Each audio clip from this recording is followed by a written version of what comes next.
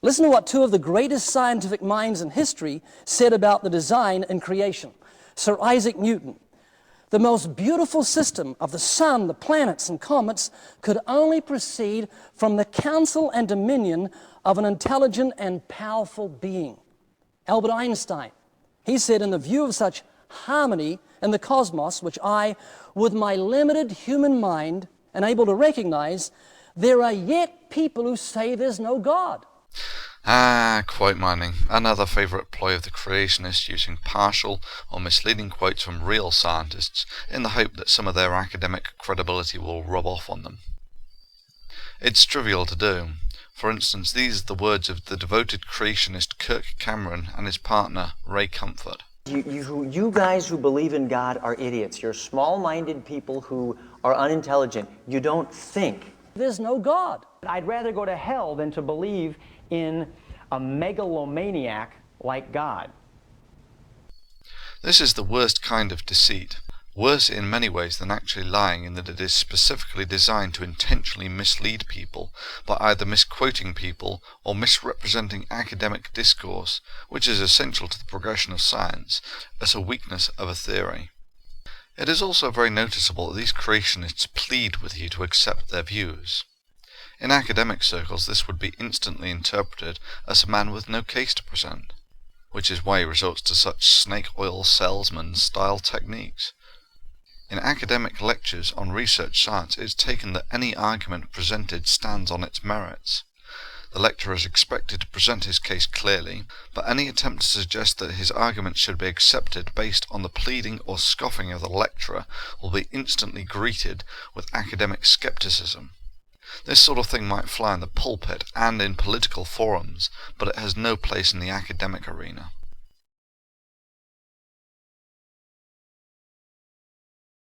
You know, if the Coca-Cola can was made, there must be a maker. When I look at a painting, how can I know there was a painter? Well, the painting is absolute 100% scientific proof there was a painter.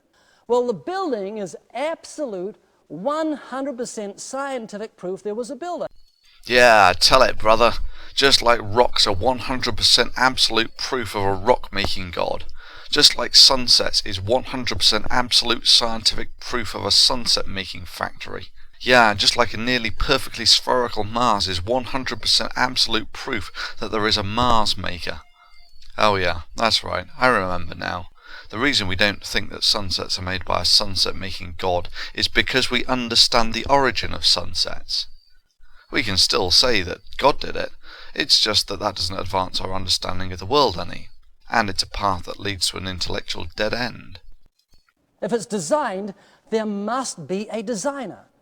This statement is of course tautological, but the question is, how can you recognize design?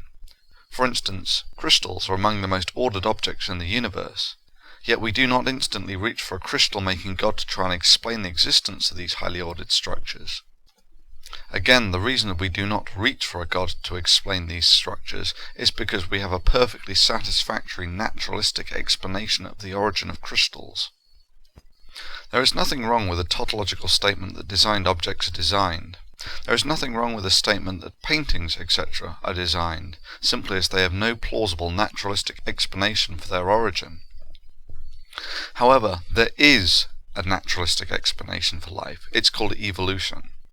And before the creationists start coming out with their unfounded tosh about how it's never been observed and so on, it's more than observed. The principle of evolution is used by the likes of engineers to design aerodynamic bodies.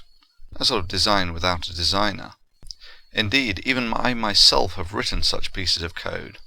All you need is reproduction with variation, and environmental attrition, and evolution intrinsically follows. This is not just some animation, but the front end of an evolutionary algorithm, where the bugs are actually evolving to the environment.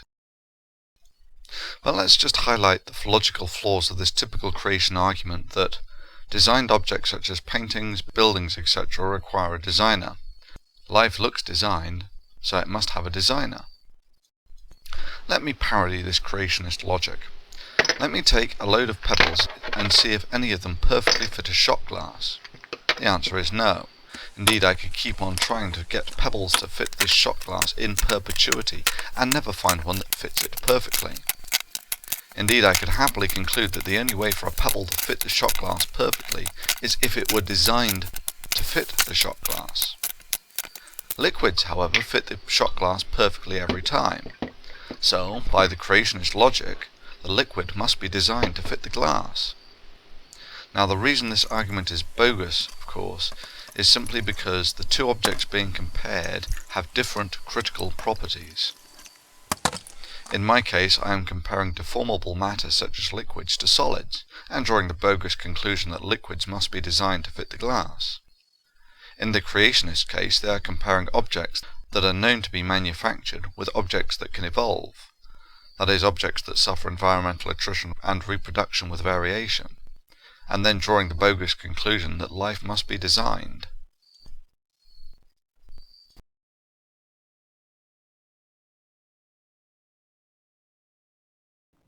When I look at this building, how do I know there was a builder? You can't see him, hear him, touch him, taste him, or smell him. I mean, what evidence is there was a builder?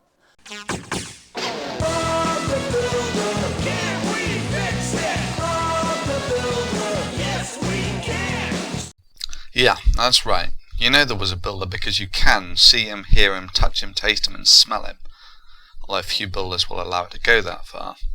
But even if you couldn't see him, hear him, touch him, taste him, or smell him, you can watch builders building buildings all the time. And even if you couldn't do that, you could go down to the planning department and get the blueprints for the building, and get the date the building was erected on and how it was made. When I look at this building, how do I know there was a builder? You can't see him, hear him, touch him, taste him, or smell him. I mean, what evidence is there was a builder?